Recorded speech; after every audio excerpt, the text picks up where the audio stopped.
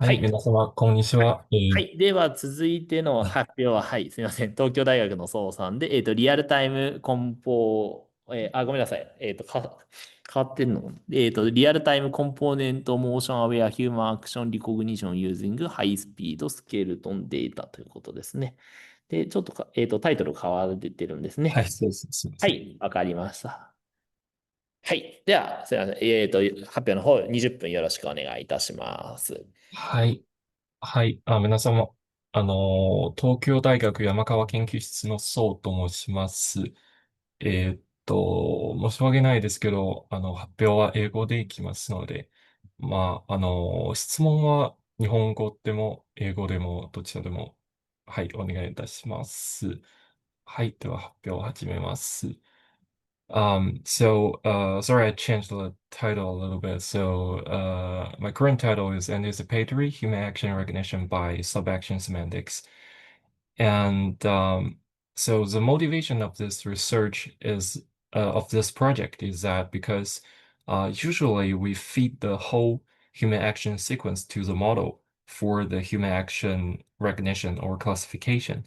But for the actual practical use, especially in the robotics field, it's always better to save some time for the human-robot interaction. That means that we usually need to observe only part of the input human action and to classify that into the correct category. And so to achieve that, we found that sometimes subactions information can be very essential, but is usually ignored by conventional methods. And inspired by this dataset called Babel, we found that actually for conventional methods, they usually only consider the holistic or general sequence label, like playing basketball for this sequence.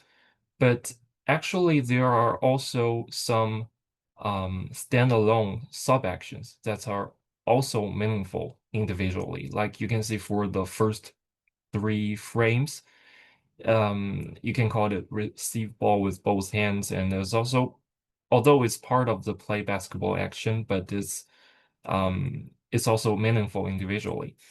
And yeah, like others, transfer ball to left hand and dribble ball with left hand. This also, all these sub actions are also meaningful, and it can be helpful to for us to understand um, the connections between those sub actions and the holistic action. And by recognizing this relationship or this hierarchical architecture between the holistic action and the sub-action. This can be very helpful to understand for the general action classification. And this is the motivation of this method. So there are some related works like STGCN, which is one of the most famous methods for the GCN-based spatial temporal skeleton information understanding or action recognition. And also 2SAGCN introduced the multi-stream architecture for GCN-based method. And the STAGCN creates an adaptive skeleton map to match different actions where the previous methods only use a fixed skeleton map. So yeah, this is some of the related works. And also we did some primary experiments to evaluate the idea that subactions is helpful to the general action understanding by using some um, both open source and commercial large language models. You can see that by using the GPT-4o model, the by only with only the sub-action input, this model could predict the correct general action label in a very high accuracy in the zero-shot manner without any training. So for our work in this project is to find a smaller trainable language model substitution and to connect that semantic branch with the traditional GCN-based work like this conventional methods and to improve the action recognition accuracy in general. And I will start from the general system architecture we proposed. And so first we have this motion input X, and this is a motion branch, which is basically the same as previous methods. And we used the CTR GCN as a backbone for this motion branch to extract the spatial temporal motion features. And this is the extracted spatial temporal motion feature. And in addition to this traditional GCN branch, we also added a semantic branch here in this light yellow block.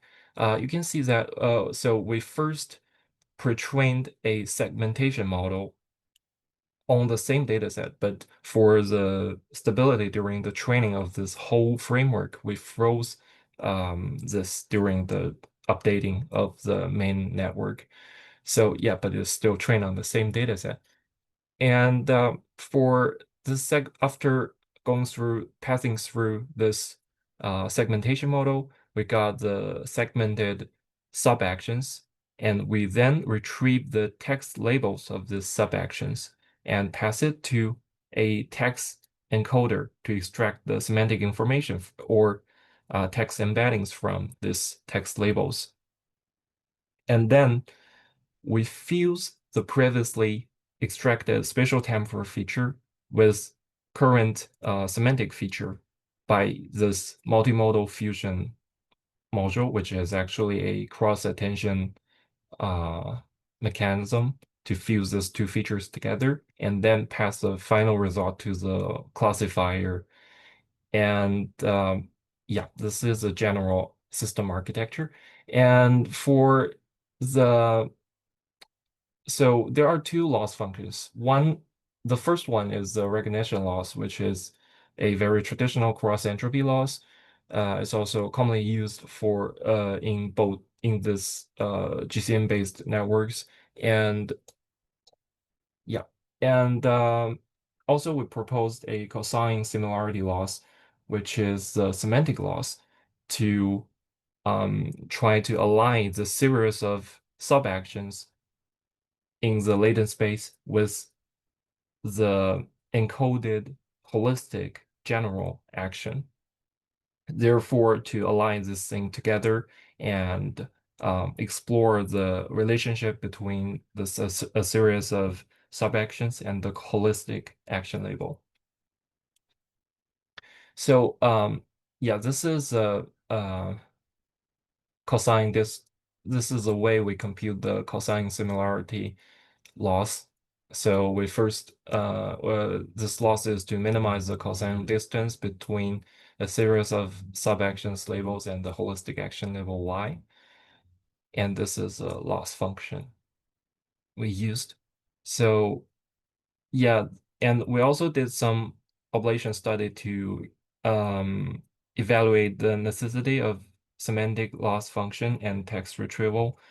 So in this table, you can see that without the semantic loss function, the recognition accuracy decreased by 1.02%.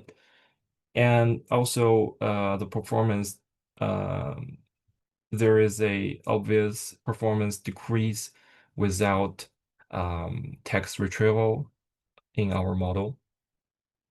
And yeah, this is some visualization for the result of this study. And this this attention bar is actually the result from this multimodal fusion block. So this means, this lighter areas like this yellow areas means higher attention score, which means the model allocated more attention to these frames in this complete motion sequence. And yeah, this darker area, like in purple color, is actually means lower attention score, which is basically means less important to this model. And yeah, you can see that in our model, I call it sashi, which yeah, in Japanese it basically means to point this motion, point to the sub actions individually to better understand the model. So anyway, you can see that so the goal of this attention score is to align the keyframes in the input sequence. Yeah, to find out the keyframes in this input sequence, which align the most with the general holistic action class. So for example, in this sample, the action class, the general action class is sit, but for different in this input sequence, you can see not all the frames is performing the sit motion, sit action, but there are also some walk and stand up. You can also see it in the sub action labels. So the goal is to locate the essential sit frames in this input sequence.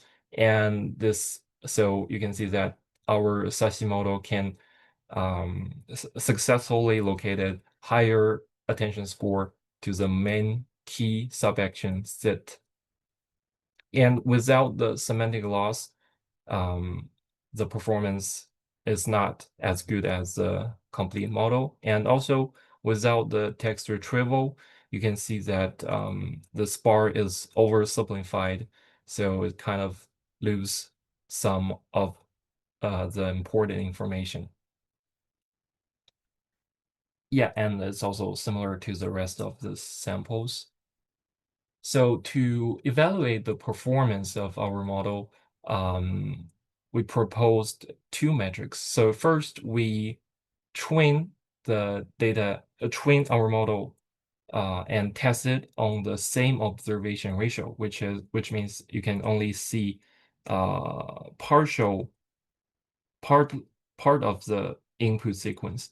And yeah, so for this first metric, we trained it on the first 100% data and then test on the same observation ratio. And then we train on the 75%, which means we only have the first 25% of the input sequence as the training, as the input, both the test and train data set. So yeah, and train and test on the same observation ratio. And for the second metric, we train our model on the complete dataset, which is 100%, and test them on the incomplete partial observation ratio. And this is a result of this, the comparison with other SOTA models. You can see that our model outperformed our other models, our others work for the first metric at 100% observation ratio and 75% observation ratio and 50% observation ratio. And for the second metric, which where the model is trained on the 100% observation ratio data and test on the rest of them, our model outperform others at 75% and 50%. And this also shows that learning the relationship between sub-actions and holistic action is beneficial to partial motion sequence recognition, which is essential to the real-time response, both for robotics or other fields. And we also did some ablation study to evaluate the effectiveness of sub-action-based action recognition and cross-attention fusion. You can see that there is an increasing tone between the segmentation accuracy and the recognition accuracy. So this basically shows that the segmented sub-actions has positive effects on recognition accuracy. And also compare with different kind of fusion methods, cross attention with residual connection holds the best performance among all of them. And there are also some limitations for this work.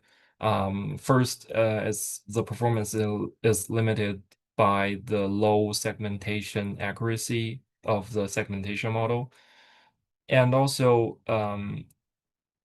it's good to retrieve the text label, but also it's kind of losing the implicit information, since we are using the natural language instead of